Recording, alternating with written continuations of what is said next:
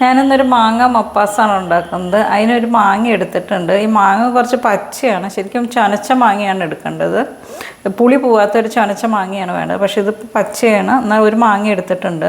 പിന്നെ അതിന് വേണ്ടത് മുളക് പൊടി വേണം, ഗരം മസാല വേണം,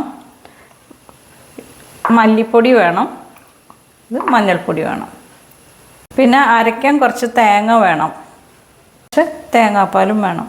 ഇത് ഒരു അരമുറി തേങ്ങ എടുത്തിട്ട് അതിൻ്റെ പകുതി അരയ്ക്കാനും പകുതി പാലും പിഴിഞ്ഞെടുത്താൽ മതി. മാങ്ങ ഞാൻ ചെറിയ കഷ്ണങ്ങളായിട്ട് അരിഞ്ഞെടുത്തിട്ടുണ്ട്. ഇനി നമുക്ക് ഇതിലേക്ക് കുറച്ച് ഉപ്പും മുളക് പൊടിയും മഞ്ഞൾപ്പൊടിയും ചേർത്തൊന്ന് പുരട്ടി വെക്കണം. ഒരു 10 മിനിറ്റെങ്കിലും പുരട്ടി വെക്കണം. കുറച്ച് മുളക് പൊടി ഇട്ടു, കുറച്ച് മഞ്ഞൾപ്പൊടി ഇടാം, പിന്നെ കുറച്ച് ഉപ്പ്. ഇനി ഇതൊന്ന് മിക്സ് ചെയ്ത് വെക്കണം. ഇപ്പം ഞാൻ പുരട്ടി മുളക് പൊടിയും മഞ്ഞൾപ്പൊടി ഉപ്പും കൂടി പുരട്ടി വെച്ചിട്ടുണ്ട്. ഇതൊരു 10 മിനിറ്റ് മാറ്റി വയ്ക്കാം. ഇനി നമുക്ക് അരപ്പുണ്ട് ചേർക്കാം. ഞാനൊരു പാനിലേക്ക് കുറച്ച് തേങ്ങ ഇട്ട് കൊടുത്തിട്ടുണ്ട്. ഈ തേങ്ങ വറുത്തെടുക്കുകയല്ല ചെയ്യുക. ഈ തേങ്ങയിലത്തെ വെള്ളം വറ്റുന്ന വരെ ഒന്ന് ഇളക്കി ഇതിനൊന്ന് മൊരിയിച്ചെടുത്തേച്ചാൽ മതി. ഒട്ടും വറക്കണ്ട, വെള്ളം വറ്റിച്ചെടുത്തേച്ചാൽ മതി. ഇപ്പോൾ തേങ്ങയിൽ വെള്ളമൊക്കെ വറ്റിയിട്ടുണ്ട്. ഒട്ടും മൂപ്പിക്കരുത്, ഇത്രയും തന്നെ പാടുള്ളൂ. ഇനി നമുക്ക് ഇതിനകത്തേക്ക് കുറച്ച് മല്ലിപ്പൊടി ഇട്ട് കൊടുക്കാം. അത് 2 മാങ്ങയാണെങ്കിലും 3 മാങ്ങയാണെങ്കിലും ഒരു ചെറിയ സ്പൂൺ മല്ലിപ്പൊടി ഇടാവൂ. മല്ലിപ്പൊടി കൂടി പോവരുത്. ഇനി കുറച്ച് മഞ്ഞൾപ്പൊടി ഇട്ട് കൊടുക്കാം.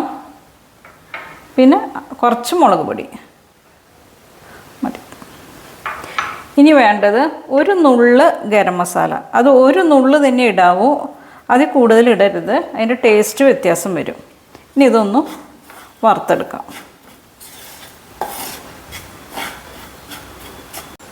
ഞാൻ ചട്ടി അടുപ്പത്ത് വെച്ചിട്ടുണ്ട്. അതിനകത്തേക്ക് എണ്ണ ഒഴിച്ച് കൊടുക്കാം.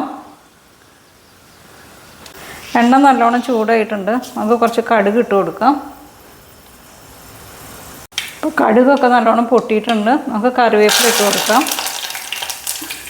ഇനി നമുക്ക് നമ്മൾ അരച്ച് വെച്ച അരപ്പ് ഇതിനകത്തേക്ക് ഇട്ട് കൊടുക്കാം.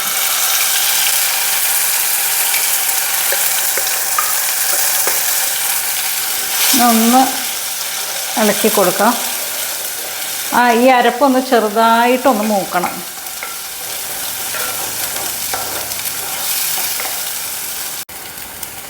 ഇപ്പോൾ അരപ്പൊന്ന് തിളച്ച് വന്നിട്ടുണ്ട്. ഇനി നമുക്ക് ഇതിനകത്തേക്ക് മാങ്ങ ഇട്ട് കൊടുക്കാം.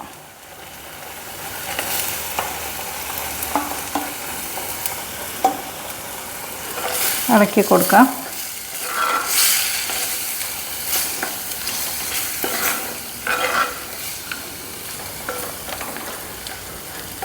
ഇനി നമുക്ക് മാങ്ങ വേവാൻ വേണ്ടിയിട്ട് വെള്ളം ഒഴിച്ച് കൊടുക്കാം. ഒന്നുകിൽ വെള്ളം ഒഴിക്കുക, അല്ലെങ്കിൽ ഞാനിത് 2-ാം പാൽ എടുത്ത് വെച്ചിട്ടുണ്ട്, അതുകൊണ്ട് 2-ാം പാലാണ് ഒഴിക്കുന്നത്. ഒഴിച്ച് കൊടുക്കാം. ഇത് ഒരുപാട് ലൂസായ കറിയല്ല, എന്നിട്ട് അത്യാവശ്യം ചാറായിട്ട് വേണമെങ്കിൽ ചാറായിട്ട് യൂസ് ചെയ്യാം, അല്ല സൈഡ് ഡിഷായിട്ട് ചെറുതായിട്ട് അങ്ങനെയാണെങ്കിലും കുറുക്കിയെടുത്ത് യൂസ് ചെയ്യാം. ഇപ്പം ഇതിനകത്ത് 2-ാം പാൽ ഒഴിച്ചിട്ടുണ്ട്. ഇനി ഇതിനകത്തേക്ക് കുറച്ച് ഉപ്പും കൂടി ഇട്ട് വയ്ക്കാം. നമ്മൾ മാങ്ങയ്ക്കുള്ള ഉപ്പ് മാത്രമേ ഇട്ടിട്ടുള്ളൂ, അതുകൊണ്ട് കുറച്ച് ഉപ്പും കൂടി ഇട്ടിട്ടുണ്ട്. ഇനി ഒന്ന് ഇളക്കി കൊടുക്കാം. ഇത് മാങ്ങ വേവിക്കുമ്പോൾ എങ്ങനെയാണെന്ന് വിചാരിച്ചാൽ മാങ്ങ വേവണം, എന്നാൽ അതിൻ്റെ ക്രിസ്പിനെസ് പോകാനും പാടില്ല. അങ്ങനെയാണ് മാങ്ങ വേവിക്കേണ്ടത്. ഇനി മൂടി വെച്ച് മാങ്ങ വേവിച്ചെടുക്കാം. അപ്പോൾ നമ്മുടെ മാങ്ങയൊക്കെ വെന്തിട്ടുണ്ട്, എന്നാൽ ഉടഞ്ഞിട്ടൊന്നുമില്ല. നല്ല ഇതിൽ ഇത്രയും ഭാഗം മതി. ഇനി നമുക്കിതിനകത്തേക്ക് 1-ാം പാൽ ചേർത്ത് കൊടുക്കാം.